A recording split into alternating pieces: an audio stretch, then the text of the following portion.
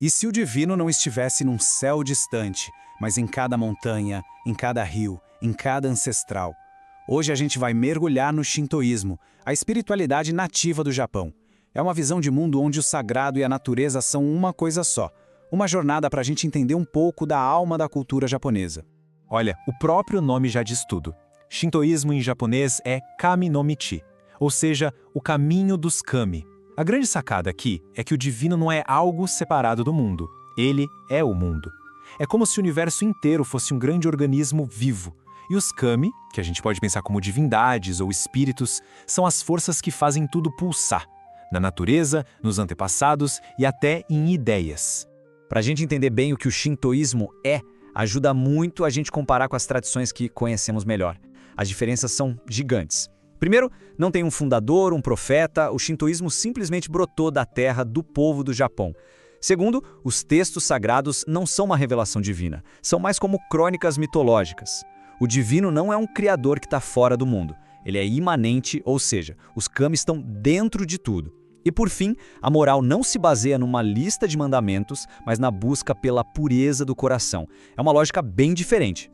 Então, nosso percurso para entender isso melhor vai ter 5 paradas. A gente começa vendo as origens, depois mergulha no mundo dos kami, tenta entender essa ética da pureza, ver como isso funciona nos rituais e, por fim, dá uma olhada em como o shintoísmo se encaixa no Japão de hoje.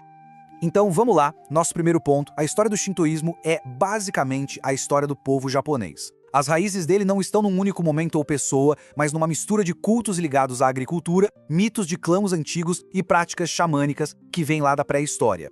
Essa linha do tempo ajuda a gente a visualizar a jornada. Começou lá atrás com um animismo bem ligado à terra, à colheita. Depois, com a chegada do budismo, ele precisou se organizar e foi aí que os mitos foram escritos. Por séculos, ele se misturou com o budismo. Mais tarde, na era Meiji, virou uma ferramenta do Estado. E depois da Segunda Guerra, ele voltou a ser uma força mais cultural, privada, e hoje em dia dialoga muito com a pauta ecológica. É uma história de muita adaptação. Agora a gente chega no coração do shintoísmo, a ideia de kami. Para entender isso, é preciso, por um momento, deixar de lado a imagem de um Deus único e todo-poderoso. Aqui, o divino é plural, diverso e está em todo lugar. E quando eu falo em todo lugar, não é modo de dizer não, é literal. Essa expressão japonesa, Yao Yorozuno no Kami, pode ser traduzida poeticamente como 8 milhões de kami. Claro que não é um número exato, é uma maneira de dizer infinito, incontável. A ideia é que os kami são tantos que permeiam cada cantinho da existência. Tá, mas o que pode ser um kami? Basicamente qualquer coisa que inspire um sentimento de reverência. Pode ser um kami da natureza, uma montanha imponente, um rio. O Monte Fuji, por exemplo, não tem um kami, ele é um kami. Podem ser forças abstratas, como a fertilidade que faz o arroz crescer. Podem ser os espíritos de ancestrais importantes, heróis do passado. E tem até os kamis com funções específicas, como o Inari, que é o protetor do comércio do arroz. Bom, saindo um pouco da crença e indo para a ética.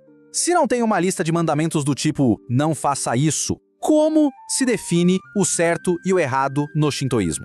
A resposta está em uma única palavra: pureza. E aqui tem um ponto fundamental que contrasta muito com a teologia cristã. No shintoísmo não existe o conceito de pecado original. A ideia é que todo ser humano nasce com uma alma pura. O problema não é uma falha de fábrica, digamos assim. O problema é o kegare, que é como uma poeira, uma mancha espiritual que a gente acumula no contato com coisas como a morte ou doenças. Já o tsumi são os atos que quebram a harmonia. Então a vida espiritual não é sobre se redimir de um pecado, mas sim sobre se purificar constantemente para voltar a brilhar. O objetivo final, então, é viver com o Makoto. Makoto significa sinceridade, um coração puro, autêntico. A moralidade shintoísta é de dentro para fora. Não é sobre obedecer a regras externas, mas sim sobre cultivar um coração limpo e agir com honestidade em tudo o que se faz. É uma ética da intenção, da autenticidade.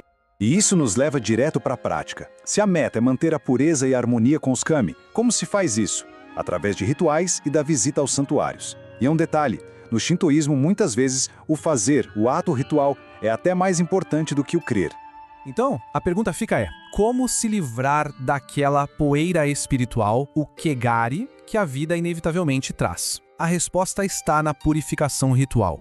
Existem basicamente 2 formas principais de fazer isso. A primeira é o harei, um ritual bem comum em que um sacerdote usa um tipo de bastão com papéis para varrer simbolicamente as impurezas para longe da pessoa. A segunda forma, bem mais intensa, é o misugi. É uma purificação na água, de preferência fria, debaixo de uma cachoeira ou num rio. A ideia é lavar não só o corpo, mas restaurar a pureza original da alma. O grande momento da vida em comunidade é o Matsuri, o festival do santuário. E ele tem uma estrutura, uma lógica muito bonita. Primeiro, claro, a purificação de todo mundo. Depois, o kami é formalmente convidado a descer e participar da festa. Aí, são feitas as oferendas de comida e sake. Em seguida, vêm as orações antigas, os norito. E o festival termina com a comunhão, onde todos dividem aquela comida e bebida sagrada, fortalecendo a união entre as pessoas e o divino. E onde tudo isso acontece? No Jinja, o santuário. É bom entender que o santuário não é um lugar de congregação como uma igreja. Ele é literalmente a casa de um kami. E aquele famoso portão, o tori, funciona como uma fronteira simbólica. A partir do momento que se cruza o tori, se está entrando num espaço sagrado. Chegamos na nossa última parte. Como essa tradição tão antiga sobrevive e se manifesta no Japão supermoderno do século XXI? Vamos dar uma olhada no seu sincretismo e nos desafios que ele enfrenta hoje. Um ponto-chave para entender a religiosidade japonesa hoje é o Shinbutsu Shugo. Durante mais de 1000 anos, shintoísmo e budismo não só conviveram, eles se fundiram. Os kami passaram a ser vistos como manifestações japonesas de Budas universais. E essa mistura é tão forte que até hoje, muitos japoneses celebram o nascimento num santuário shintoísta e fazem o funeral num templo budista sem ver nenhuma contradição nisso. Hoje em dia, o shintoísmo enfrenta vários desafios. Com as pessoas saindo do campo, muitos santuários locais estão sendo abandonados. Para muita gente, virou mais um costume cultural do que uma fé ativa. E ainda existe uma tensão política por causa do seu passado como religião de Estado. Mas, por outro lado, existe uma oportunidade fascinante. Essa conexão profunda com a natureza posiciona o shintoísmo como uma religião da floresta, com uma voz espiritual muito potente na nossa era de crise ecológica. Isso nos deixa com uma pergunta para a gente pensar. Num mundo que parece cada vez mais secular, mas ao mesmo tempo cada vez mais preocupado com o meio ambiente, será que uma tradição antiga, que vê o sagrado em cada rio e cada árvore, não poderia encontrar um novo propósito? Um propósito relevante não só para o Japão, mas talvez até em uma escala global? É uma questão fascinante sobre o futuro de uma das fés mais antigas da humanidade.